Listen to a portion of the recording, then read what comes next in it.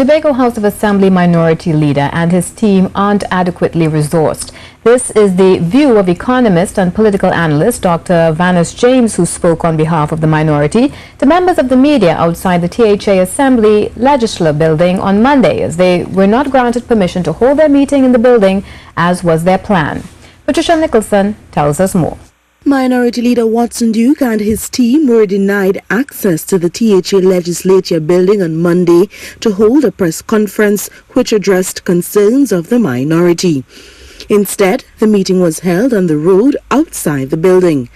Dr. Vanus James said the executive of the THA should not treat the minority as though it's not supposed to be there. In fact, he said having an opposition augurs well for a democratic society, and as such, the minority must be properly equipped to do its work. A vigorous opposition, a vigorous one, not just one that protests, but one that does its job properly and comes to the House with adequate information for the public.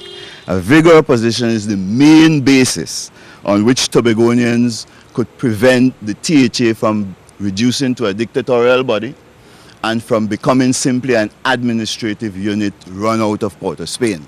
Almost 3 months after being elected into office, and the minority is yet to be assigned an office to operate out of. Minority Leader Watson Duke said none of his office suggestions have been accepted. So I asked them for the office next door. You could see the office for rent.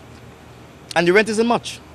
The rent for that building is about $40,000 per month compared to the rent of a building they're paying for the last 6 months. They're paying $500,000 for a building that is unoccupied up High Moor for the last 6 months, and $40,000 for an opposition office. They're saying it's too much money, they lack the resources, they cannot do it. The minority by law is entitled to a research officer, a secretary or office manager, and a messenger or cleaner. This, Dr. James said, is grossly inadequate and is advocating for more to be provided for the minority since they have much more work to do. And therefore we are suggesting, on consultation with me, the minority leader, I suggested to him that other resources ought to be sought to allow them to do their job properly.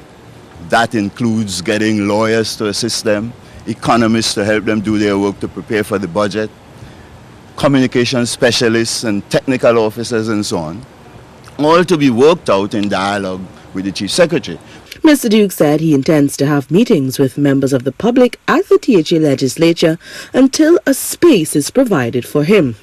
On a recent Good Morning Trinidad and Tobago program, Chief Secretary Kelvin Charles told us they were experiencing some challenges in getting a place for the minority as they were met with some opposition with the offices suggested by the THA executive. I'm Patricia Nicholson for C News.